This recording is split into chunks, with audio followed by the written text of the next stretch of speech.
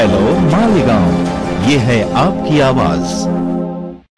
मालेगाव मनपा आयुक्तांविरुद्धच्या अविश्वासावर शहराचे लक्ष, राजकीय वातावरण तापले, आरोप प्रत्यारोपांच्या फैरी।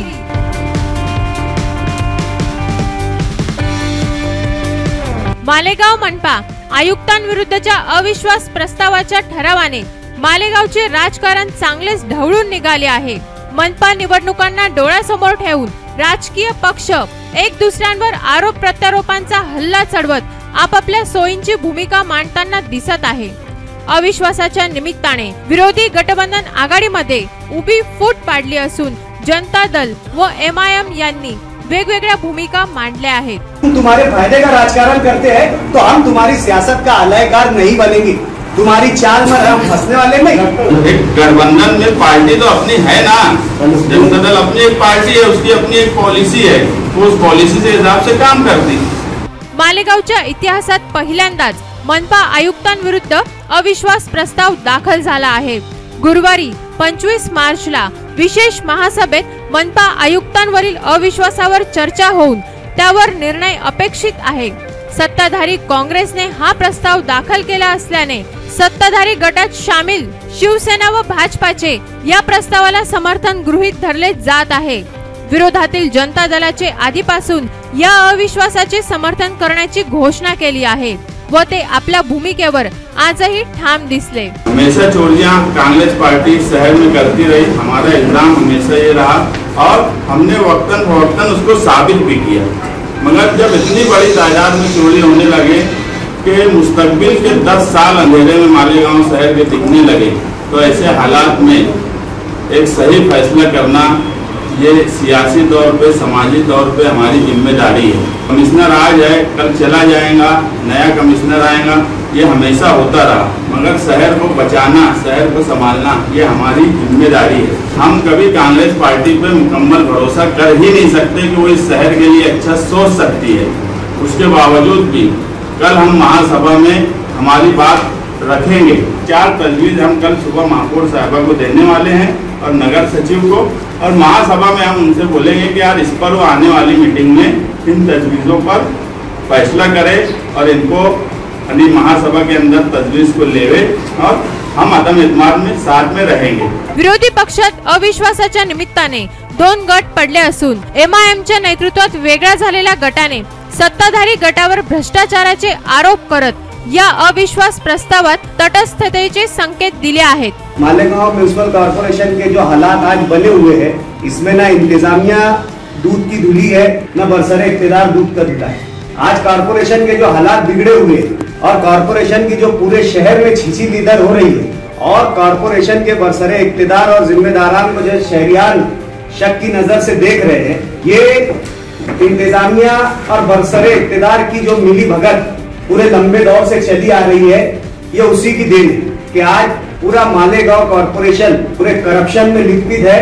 एक के बाद एक रोज एक नई बदगुमानी, रोज एक नए घोटाले का जो है मंजरे आम पर आ रहा है। सब तरीके का माली फायदा ले लेने के बाद, सब तरीके के टेंडर हथियार लेने के बाद, सब तरीके के कामकाज जिनसे माली फायदा हो वो सब ले लेने के बाद बरसरे इख्तियार अब ये बदनामी से बचने के लिए एक शोधाबाजी, एक ढोंग अविश्वास के शक्ल में रचा रही है। कॉर्पोरेशन में लूट खसोट मचाकर आप लोगों के सामने आज आकर पारसा बनने, अदम इत्मीनान कमिश्नर के खिलाफ अदम इत्मीनान लाकर पारसा बनने की कोशिश कर रहे थे। बरसरे इख्तियार की जानिब से मालेगांव के म्युनिसिपल कमिश्नर दीपक कासार पर अदम इत्मीनान की तहरीक दाखिल की गई है। उस तहरीक के लिए बरसरे इख्तियार के जिम्मेदार शेख रशीद साहब ने मालेगांव शहर की तमाम पार्टियों को दावत दी है कि इस जो अदम इत्मीनान की तहरीक में है वो बरसरे इख्तियार का साथ दे। ये जो अदम इत्मीनान आप ला रहे हो, ये कमिश्नर की नाक दबाकर मुंह खुलाने की पॉलिसी का एक हिस्सा है। इससे पहले भी आप लोगों ने माजी में देखा होगा कि अदम इत्मीनान का एक ढोंग रचाया गया और पूरा हुआ खड़ा कर देने के बाद 6 से 7 महीनों के दरमियान किसी तरीके की कोई हरकत अदम इत्मीनान के ताल्लुक से नहीं की गई। और यकायक आप लोगों ने देखा होगा कि म्युनिसिपल कॉर्पोरेशन में जैसे ठेकों की बाढ़ लग गई, एक के बाद दीगरे बड़े बड़े ठेके निकल रहे हैं। सब यानी मलाई खा लेने के बाद, शहर को बर्बाद कर देने के बाद, कॉर्पोरेशन को आर्थिक लूट लेने के बाद आज ये अविश्वास का जो ढोंग बरसरे इक्तिदार की जानिब से लगाया गया है, एक यादी बरसरे इक्तिदार की जानिब से जो है नगर सचिव को दी गई है। ये कमिश्नर ने इन नुकात पर जो है बदउनवानी की है, इन नुकात पर कमिश्नर ने जो है लेन देन का मामला किया है और इससे कॉर्पोरेशन को आर्थिक नुकसान है, माली नुकसान है। इस वजह से हम उस पर तहरीक अदम एतमाद दाखिल कर रहे हैं और 54 से 55 नगर सेवकों की दस्तखत लेकर वो जो है अदम एतमाद दाखिल किया गया है कि यही पॉइंट को किस तरीके से प्रधान सचिव के पास और किस तरीके से जो नगर विकास मंत्रालय में ये तमाम चीजों से डिनाई किया गया है, ये तमाम चीजों से ये इनकार किया गया कि हमारी जो है गैर समझ दूर हो चुकी है। आयुक्त बराबर काम कर रहे हैं। ये नुकात जिन पर हमको, ये जो पॉइंट्स थे जिन पर हमको हरकत थी, वो तमाम के तमाम बराबर है और ये सब चीजों के हमने कागजात चेक कर लिए। ये खुद बरसरे इक्तिदार के जिम्मेदार शेख रशीद साहब और तायरा मैडम के लेटर पर हुआ है।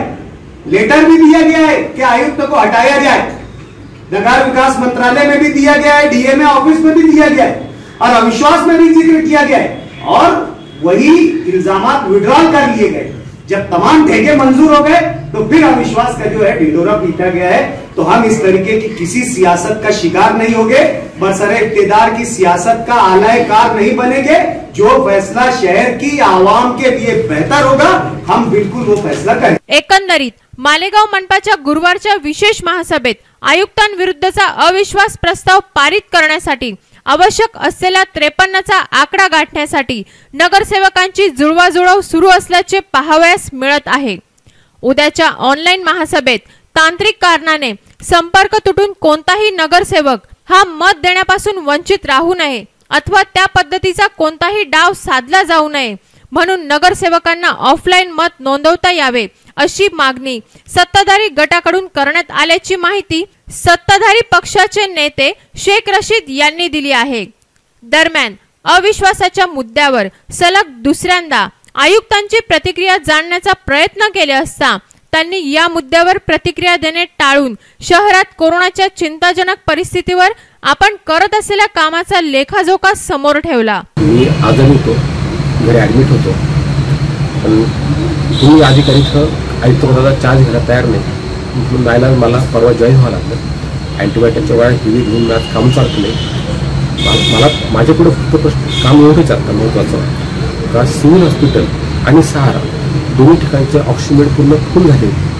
3 दिवसापासून माझा संपूर्ण स्टाफ घेऊन मी एमएची कॉलेज सेंटर पूर्ण उभं केलं आहे। आज सेंटर चालू होताच आज त्याच्यात 16 पेशंट ॲडमिट आहेत बीपीचे आणि सहारा डिलॉर हॉल हे 2 पण आपण आता चालू केले।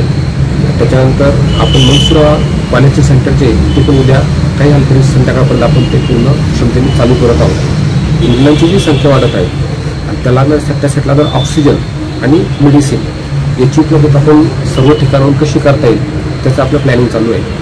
त्यानंतर अचानक वाढणाऱ्या रुग्णसंख्येमुळे आपल्याला सध्या सर्वात मुख्य गरज पडते स्टाफची। तर त्यासाठी राज्य शासनाकडे मागणी केली। राज्य शासनाने 68 पदं मंजूर केली, ते पण मुलाखत आपण ताबडतोब भरत आहोत। तथापि आपण मागच्या वेळेस आपल्या विचार करून ज्या सर्व स्टाफनी काम केलं होतं, ज्यांना आपण रिव्ह्यू केलं होतं, त्या सर्व स्टाफशी परवापासून कॉन्टॅक्ट केला।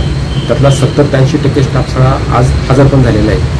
तर प्रत्येकाला कामाचं डिस्ट्रीब्युशन करून दिले, स्टाफला पण कामाचं डिस्ट्रीब्युशन करून दिलं। एक छोटे गोष्ट असतात, प्रत्येक ठिकाणचा फ्रीज, औषध ठेवायची रॅक्स, मोबाईल टॉयलेट आपण आणून जोडले, त्याला लावायचं पाण्याचे मीटर्स, आपण ज्या फ्लो लाईन टाकल्या तर ऑक्सिजनच्या त्याला आपल्याला एक फ्लो मीटर लागतो, तो फ्लो मीटर, त्या बेड आपण ज्या सगळ्या गाद्या गोळा करून ठेवल्या त्या सगळ्या स्वच्छ करणं, त्याच्यावरची पिलो आणणं, हे सगळं आमचे स्टाफ त्यात व्यस्त आहे। त्यामुळं जे चालू काम आहे तिकडे लक्ष आहे, इकडं मला काय लक्षात मिळालं नाही। एकंदरीतच आयुक्तांविरुद्धच्या अविश्वासाचा फैसला करणाऱ्या गुरुवार 25 मार्चची विशेष महासभा व राजकीय पक्षांच्या भूमिकांवर संपूर्ण शहराच्या नजरा खिळून आहेत।